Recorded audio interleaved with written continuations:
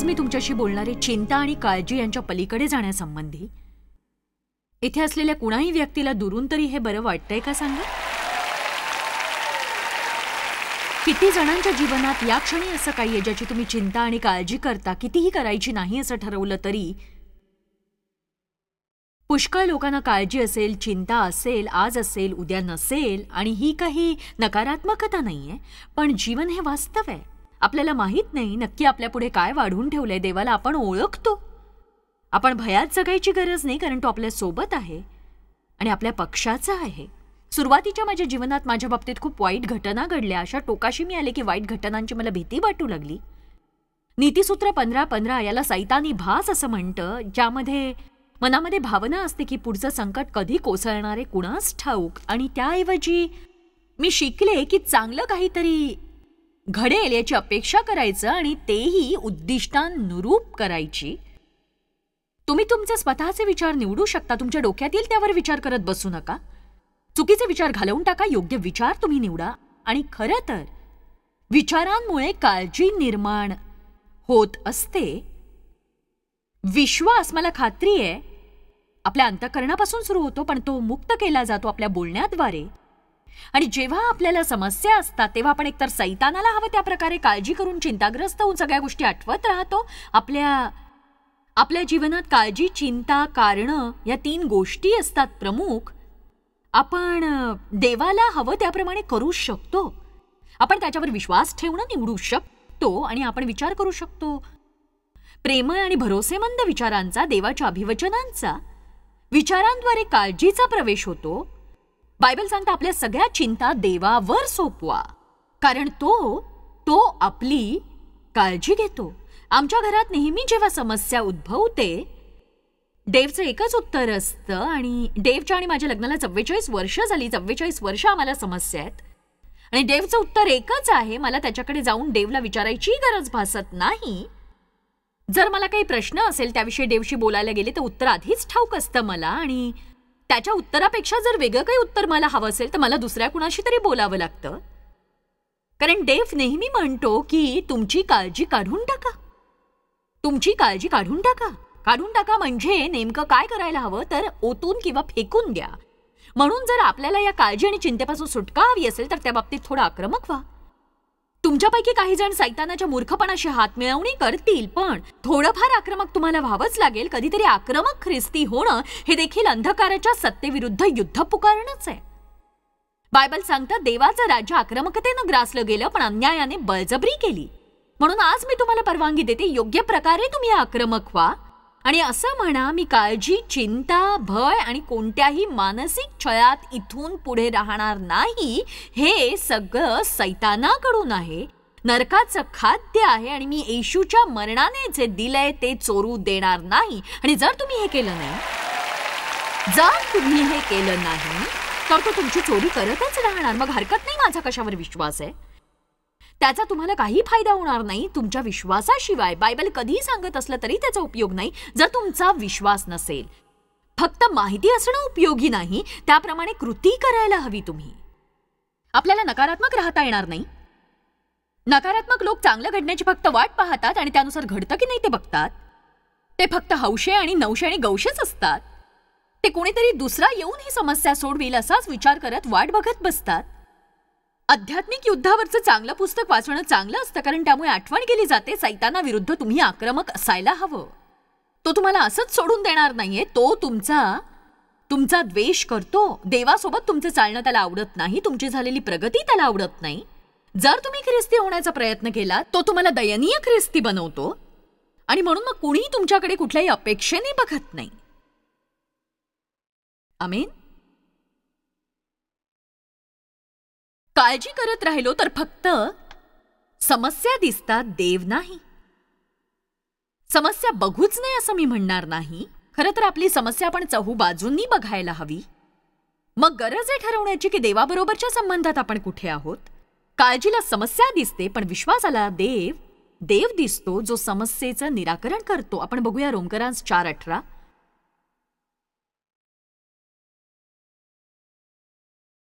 आणि असं कधीही म्हणू नका की मी खूप चिंताक्रांत आहे. मी काहीच करू शकत नाही, मी चिंताक्रांत आहे. मला फक्त माझ्या मुलांची काळजी आहे जेव्हा ते रात्रीचे बाहेर पडतात. काही लोकांना वाटतं की जर त्यांनी मुलांची काळजी केली नाही तर ते चांगले पालक नाही. मी नाही काळजी करत, मी चक्क झोपते. कारण तुम्ही फक्त काळजीच करू शकता, थांबवू शकत नाही. तुम्ही प्रार्थना करा, देवावर विश्वास ठेवा आणि सरळ झोपी जा. रोमकरांस 4:18 तशी तुझी संतती होईल या वचनाप्रमाणे त्याने बहुत राष्ट्रांचा बाप व्हावे म्हणून अब्राहमाला मानवी दृष्टिकोनातून आशेला जागा नसतानाही त्याने आशेने विश्वास ठेवला. देवाने सांगितल्याप्रमाणे अगणित तुझी संतती होईल. अब्राहम आणि त्यांची पत्नी सारा दोघेही वृद्ध होते, खरोखरचे वृद्ध, म्हणजे 90 आणि 100 वर्षांचे. आणि सारेचा प्रसूत होण्याचा काळ फार पूर्वीच संपला होता आणि तिला कधीही मूल होऊ शकत नव्हतं. तरीही आपण म्हणतो त्या प्रकारे जीवनाला बदल प्राप्त झाला. अब्राहम देखील मुलाचा पिता होण्यासाठी खूप वृद्ध झाला होता, म्हणजेच ते जवळपास अशक्यप्राय स्थितीत होते.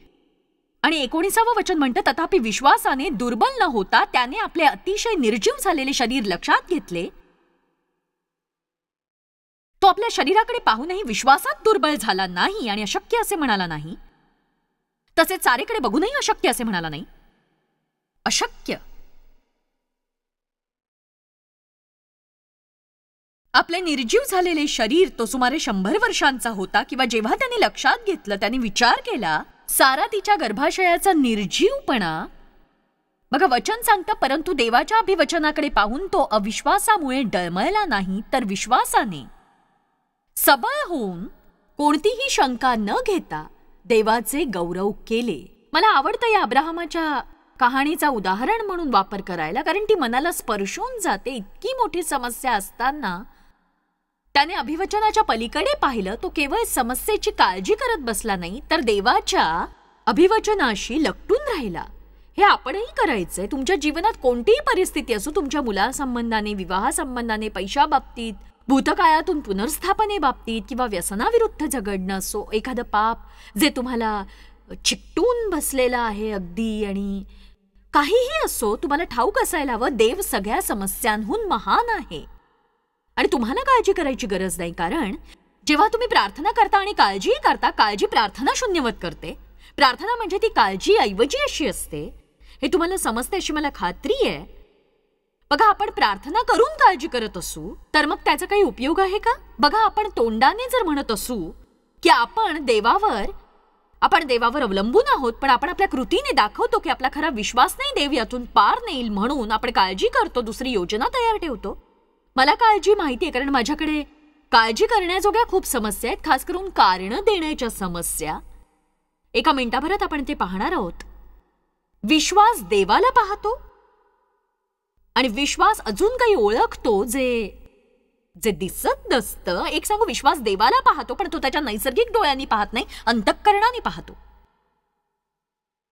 आणि इब्री 11:6 मध्ये बायबल सांगतं, विश्वासा वाचून त्याला संतोष मिळणे अशक्य आहे, कारण देवाजवळ जाणाऱ्याने असा विश्वास ठेवला पाहिजे की तो आहे. आणि एक क्षण मला इथे थांबायचंय. तो आहे हा विश्वास ठेवायचा. असं नाही की तो बाहेर कुठेतरी आहे, वर आकाशात कुठेतरी, वर आकाशात.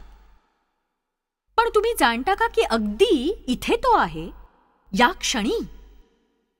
देव इथे आहे या क्षणी. आणि जेव्हा तुम्ही इथून बाहेर जाल तो तुमच्या सोबत असेल. जेव्हा तुम्ही घरी पोहोचाल तो घरातही तुमच्या बरोबर आहे. जेव्हा तुम्ही पलंगावर झोपाल तो तिथे असतो. जेव्हा सकाळी उठाल तो तिथेही आहे. जेव्हा तुम्ही परत इथे याल तो इथेही असेल. आणि देवाबाबतीतली नवलपूर्ण गोष्ट अशी की तो आत्मा असल्यामुळे प्रत्येकासोबत तो घनिष्ठ रीतीने असतो. प्रत्येक क्षणी तो आपल्याला सोडत नाही, टाकतही नाही, कारण तो महान आहे, तो आहे. हॉटेलच्या खोलीत बसून मी विचार करत होते की पुढच्या आठवड्यात याविषयी बोलावं किंवा अजून विचार करावा. पण एक सांगू का, रोज थांबून तुम्ही असं म्हणायला हवं की देव इथे आहे. कुणीतरी हे करण्यासाठी माझ्याबरोबर येईल का? 10 वेळा थांबून तुम्ही मोठ्याने असं म्हणायला हवं की देव इथे आहे. देव इथे आहे. काल आपण भीतीविषयी बोललो. संपूर्ण बायबलमध्ये भिवू नका असं सांगितलंय. का? कारण नेहमी एकच कारण दिलंय की मी तुमच्या बरोबर आहे. आपल्याला जाणून घ्यायची गरज नाही की देव काय करणार आहे, तो कधी करणार हेही आपल्याला माहित नाही. आपण फक्त ओळखायला हवं की तो आहे, त्याची योजना आहे आणि ती योग्य वेळी आहे, आपल्या वेळेनुसार नाही तर त्याच्या योग्य वेळेला.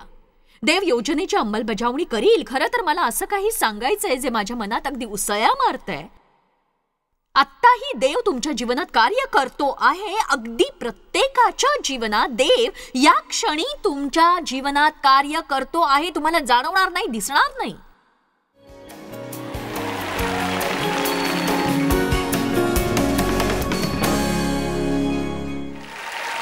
कारण केवळ या क्षणी तुमच्या जीवनात जे चाललंय ते बरोबर नाही म्हणजे असं नाही की देव कार्य करत नाहीये, असं नाही.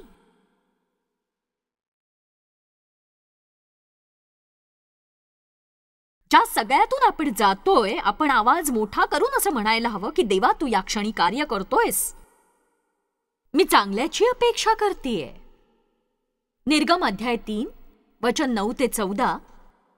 पहा, इस्रायल वंशाचा आक्रोश माझ्यापर्यंत आलाय. मिस्री लोक त्यांच्यावर कसा जात जुलूम करतायत हे मी प्रत्यक्ष पाहिलंय. तर आता चल, तो मोशेसोबत बोलतोय. तू मिस्र देशातून माझे लोक इस्रायल वंशजास बाहेर काढावे म्हणून मी तुला फारोकडे पाठवतो. ही फक्त केवळ एक सूचना वजा होती. जेव्हा इस्रायल वंश आक्रोश करत होता देवाकडे, देवाला असा माणूस शोधावा लागला जो हे पार पाडू शकेल. त्या लोकांना मुक्ती मिळवून द्यायची होती. प्रत्येक वेळी कुणीतरी प्रार्थना करत असतं. देव कुणाला तरी शोधत असतो. कदाचित तुमच्यापैकी अनेकांना जे टीव्हीवरून पाहतायत त्यांचं काम पार पाडण्यासाठी, ती मदत करण्यासाठी देव मानवाशिवाय कार्य करत नाही, तो मानवासोबत कार्य करतो. आपण भागीदार आहोत. भागीदार आहोत देवाचे. हे खूप अद्भुत आहे. ही आश्चर्यकारक गोष्ट आहे. शुभवर्तमानाच्या प्रचारासाठी देवाला माझी काय गरज आहे? का मला त्याने याचं भागीदार केलंय? तो देवदूतांकरवी शुभवर्तमान देऊ शकला असता, पण त्याला लोकांद्वारे कार्य करायचं असतं. त्याला लोकांद्वारे काम करायचं असतं. तेव्हा मोशे देवाला म्हणाला, फारोकडे जाऊन इस्रायल वंशजास मिस्रातून काढून आणणारा मी कोण? देव म्हणाला, खचित मी तुझ्याबरोबर असेन. मी तुला पाठविले याची तुला खूण हीच की देवाने आपल्याला पाठवलंय याची खूण हीच की तो आपल्यासोबत असतो. मला ठाऊक आहे, मी संदेश देत असताना देव माझ्यासोबत असतो. मला ते ठाऊक आहे. मी त्याला पाहत नाही. आपल्याला जसं जाणवतं तसं तो मला जाणवत नसेल, पण मला हे जाणवतं की दुसरा कोणताही मार्ग नाही ज्यामुळे मी हे करू शकते जर तो देव नसता तर. देव तुमच्याबरोबर तुमच्या परिस्थितीत असतो. काही जण खूप कठीण परिस्थितीत असाल आणि तरीही त्यामध्ये तुम्ही शांत आणि आनंदी असाल. तुम्हाला आशा असेल फक्त देवच हे आपल्यासाठी करू शकतो. देव तुमच्यासोबत आहे. कारण केवळ तुम्हाला समस्या याचा अर्थ असा नाही देवाने तुम्हाला सोडलंय. देव तुमच्याबरोबर आहे. तू लोकांस मिस्रातून काढून आणल्यावर याच होरेब किंवा सिनाय डोंगरावर तुम्ही देवाची सेवा कराल. तेव्हा मोशे देवाला पुढे म्हणाला, बघा, मला तुमच्या पूर्वजांच्या देवाने तुम्हाकडे पाठवले आहे. असे मी इस्रायल वंशजाकडे जाऊन त्यास सांगितले असता त्याचे नाव काय असे मला ते विचारतील तेव्हा मी त्यांना काय सांगू? देवाने जे स्पष्टीकरण दिलं ते खूप छान असं होतं. देव मोशेला म्हणाला, मी आहे तो आहे, असणार आहे. हे तू इस्रायल वंशजांस सांग, मी आहे, मी असणार आहे, मी असणारच आहे. मी आहे. मी या क्षणी इथे आहे. तो महान मी आहे जो सर्व काळ सर्वत्र असतो, प्रत्येक व्यक्तीला पाहत असतो, प्रत्येक व्यक्तीच्या जीवनात गुंतलेला असतो. आत्ता देखील पापामध्ये राहत असलेल्या लोकांच्या मागे लागून त्यांच्याशी संबंध वाढवले पाहिजेत. आणि कधी कधी तुम्ही विचार केला पाहिजे की देवाला किती ठिकाणी तुमच्यासोबत यावं लागतं तुम्ही खरोखर जागे होण्यापूर्वी. चला आता, मी आहे. तो कोण आहे? हा कोणता देव आहे? मी आहे. मी होतो नाही, मी असेन नाही. तो असं म्हणाला नाही मी जो महान होतो तो आहे. तो हे म्हणत नाही मी महान असा होणार आहे. तो म्हणतो मी आहे, महान असा मी आहे. आता हो, तो कालही होता, कारण तो कालचा दिवस होता, तो काल असणार होता, पण आता कालचा दिवस संपलाय. त्यात आपल्याला आता काही चांगलं करता येणार नाही. प्रयत्न करूनही मागे जाऊन तिथे काळजी करता येणार नाही, कारण देवाने तो घालवून टाकलाय. आता तो तिथे नाही. आणि उद्याच्या दिवसात प्रयत्न करूनही आत्ताच काही चांगलं तुम्ही घडवू शकणार नाही, कारण तो तिथे नाहीये अजून तरी. बघा, देवाच्या असण्याला वेळेचं बंधन नाही, पण मी या संदर्भात बोलते. तो आत्ता इथे या क्षणी आपल्यासाठी, आणि जर आपण वेळ वाया घालवला नाही कालच्या दिवसासाठी किंवा उद्यासाठी, तर देव आपल्याला सगळी माहिती देईल, आपल्याला गरज असलेली नेतृत्व आणि मार्गदर्शन या दिवसासाठी. पण कधी कधी आपल्याला हे उद्देशपूर्ण रीतीने करावं लागतं.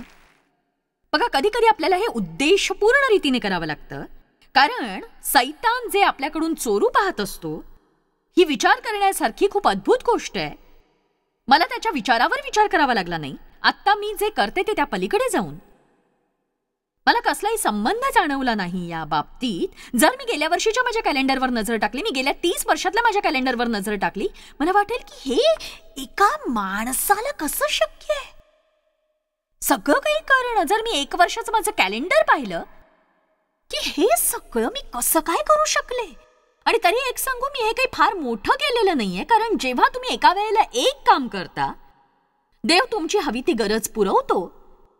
मला खात्री आहे तुमच्यापैकी पुष्कळांच्या गोष्टी भविष्यात अस्पष्ट अशा दिसत आहेत. तुम्हाला त्यांच्या उत्तरांची गरज आहे. तुमच्याकडे ती उत्तरं नाही आहेत. पण एक सांगू का, सगळ्यात मोठा मार्ग आहे देवावर विश्वास ठेवणं आणि काळजी करण्यास नकार देणं. सतत आणि अतिरिक्त विचार करणं नाकारणं. ज्या ज्यावेळी तो तुमच्या डोक्यात पिंगा घालतो तेव्हा म्हणा, मला माहित नाही मी काय करणार, पण देवाला ठाऊक आहे मी काय करणार आहे ते. आणि जेव्हा आपण देवासोबत चमत्कारांच्या क्षेत्रात प्रवेश करतो, तेव्हा तो विपुल प्रमाणात सगळ्यांपेक्षा जास्त अपेक्षा करणार नाही, मागणार नाही, विचारही करू शकणार नाही, अशा पलीकडे देतो. पुष्कळांची खूप अद्भुत अशी जीवनाची साक्ष आहे जे तुमच्यासाठी देवाने केलंय.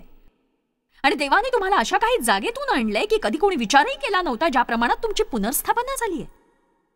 आणि नक्कीच माझी तशीच साक्ष. एक सांगू का, देव हा पक्षपाती अजिबात नाही, आणि त्याची अभिवचनं दुसऱ्या कुणासाठी नाहीत किंवा विशिष्ट गटासाठी नाहीत, तर ती तुमच्यासाठी, तुमच्या प्रत्येकासाठी आहेत. आणि देव तुमच्यावर प्रीती करतो तुमच्यासाठी.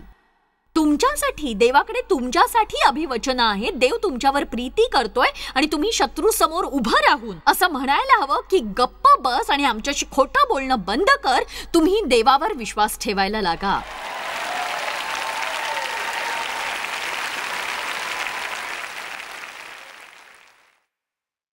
मत्तई 14:27.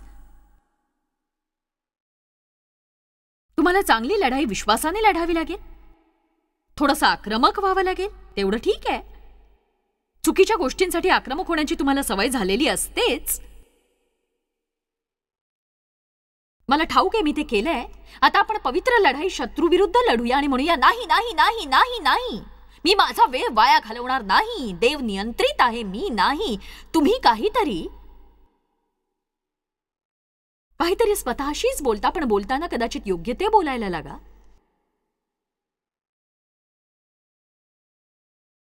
वचन 25, मत्तई अध्याय 14 वचन 25. तेव्हा रात्रीच्या 4थ्या प्रहरी म्हणजे पहाटे 3 ते 6च्या दरम्यान येशू समुद्रावरून चालत त्यांच्याकडे आला.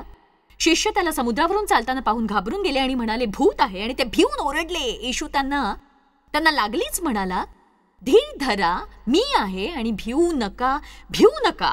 मला हे आवडतं, खूप आवडतं. ते अगदी थोडक्यात खूप काही बोलून जातं. किती जण मी आहे मधला भावार्थ समजू शकाल?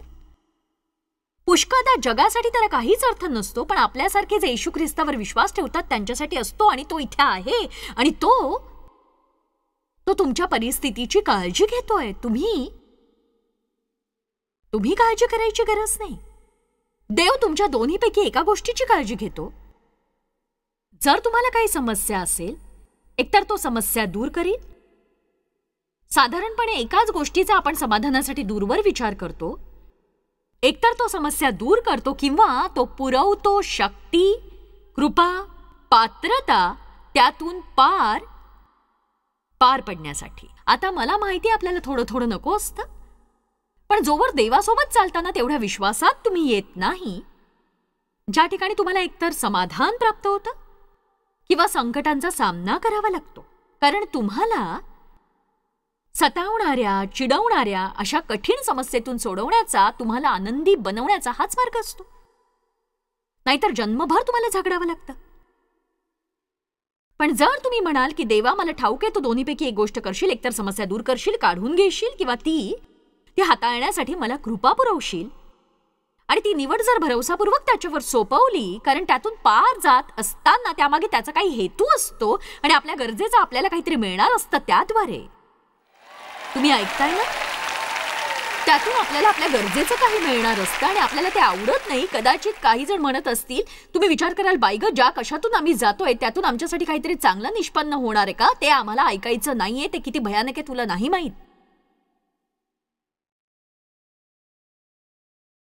रागावू नका, पण मग एवढंच करा, पुढे जाऊन दयनीय जीवन जगा तुम्ही. कारण जर तुम्ही देवावर विश्वास ठेवला नाहीत तर तेवढी एकच निवड तुमच्यासाठी आहे. बघा, देवावर विश्वास ठेवणं आश्चर्यकारक आहे. असं म्हणणंही नवलपूर्ण आहे की मला हे काही कळत नाहीये, पण माझा विश्वास आहे देव ते करील. मला हे कळत नाहीये की इतकं वाईट वाटत असतानाही मला ते करता येत नाहीये, पण मला विश्वास आहे देव ते करतोय आणि कसं तरी किंवा कोणत्याही मार्गाने तो ते करील. विश्वास बाळगा, देव कार्य करील.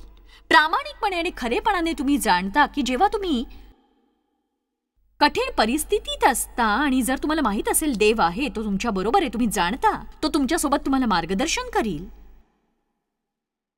तुम्हाला माहिती आहे की त्या परिस्थितीत तुमची वाढ होणार आहे आणि ती वाढ असेल आत्मिक वाढ. किती जणांना वाटते तुमची आत्मिक वाढ होते जेव्हा तुम्ही त्या कठीण परिस्थितीत असता?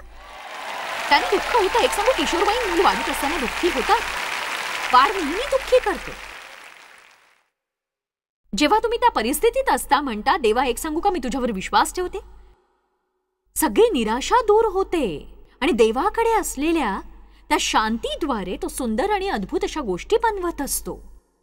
मी सांगू का तुम्हाला, माझ्या जीवनात सगळंच काही गोडधोड नव्हतं. ते सगळं म्हणजे अगदी खरोखर सगळंच नाही, पण ते अगदी चक्रावणारं होतं. आणि आपण बाहेर रस्त्यावर असताना काही घडलं, त्या अधिवेशनामध्ये एकदा मी माझ्या हॉटेलच्या खोलीत जाऊ शकले नाही कारण चुकीच्या किल्लीने दरवाजा उघडत नव्हता. एकदा नाही, फक्त एकदाच नाही. एकदा त्यांनी नवीन किल्ल्या दिल्या होत्या पण त्याचा काही उपयोग झाला नाही. खरं तर बघा, म्हणजे हे खूप छान होतं की मी भाषण संपवलं आणि लोक आनंदाने टाळ्या वाजवत होते. वेळ खूप छान गेला होता आणि नंतर हॉटेलमध्ये गेल्यावर मला बाहेरच्या बाजूला खाली मान घालून बसावं लागलं हॉलमध्ये, कारण माझ्या खोलीत मी शिरू शकत नव्हते. मी हे सांगू शकत नाही किती वेळा असं झालं. माझ्याबरोबर प्रवास करणारे लोक त्यांच्या खोलीत जाऊन आराम करतायत, मी मात्र बाहेर तटकळते. वर्षामागून वर्ष गेली. जरा लक्ष देऊन ऐका. अनेक वर्ष मी मार्ग शोधत होते, अगदी पुरेशा विश्वासाने, काही समस्या नसताना. आणि जेव्हा एखादी समस्या उभी राहते, मी सैतानाला धमकावू शकते, देवावर विश्वास ठेवून समस्येला हकलून लावू शकते. आणि जर मी निराशेने स्वतःचा नाश करून घेत असेल तर मी निर्णय घ्यायला हवा की देवावर विश्वास ठेवायला हवा मी. आणि जर देव त्यापासून सुटका देत नसेल तर मी भरोसा ठेवीन त्यातून पार नेण्यासाठी. आपण देवाच्या वेळेवर भरोसा ठेवायला हवा, देवाच्या बुद्धीवरही, त्याच्या मार्गावरही भरोसा ठेवावा. कल्पना करा काय होईल, प्रवासातला प्रत्येक दिवस आनंदित राहू शकू आपण. आपल्याला केवळ आनंदीच राहायचं नाहीये, आपल्याच मनाप्रमाणे चालून वागून आपण सुखी राहू शकतो प्रत्येक दिवशी वाट बघत असतानाही.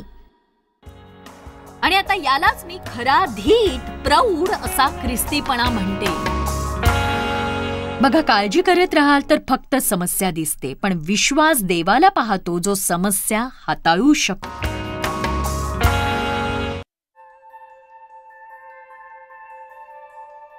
आम्ही तुमची प्रशंसा करतो. जगभरामध्ये हे सेवा कार्य शक्य करण्यासाठी आम्ही आमचे मित्र आणि भागीदार यांचे आभारी आहोत. एकत्रपणे आम्ही भुकेलेला अन्न पुरवितो, गरिबांना वस्त्र पुरवितो आणि राष्ट्रांना सुवार्ता सादर करतो. कृपया आमच्याशी संपर्क साधा किंवा भेट द्या tmmindia.org वर. आजच तुमच्या प्रार्थना, विनंत्या सादर करा. आमच्या इतर साधनांची माहिती मिळवा, जॉयच्या सभेचे वेळापत्रक पहा आणि आमच्या बरोबर सहभागी व्हा. आम्ही येशूची प्रीती जगभरात वाटतो. दाखवण्यात आलेला कार्यक्रम जॉयस बार मिनिस्ट्रीचे मित्र व भागीदार यांच्याद्वारे केला आहे.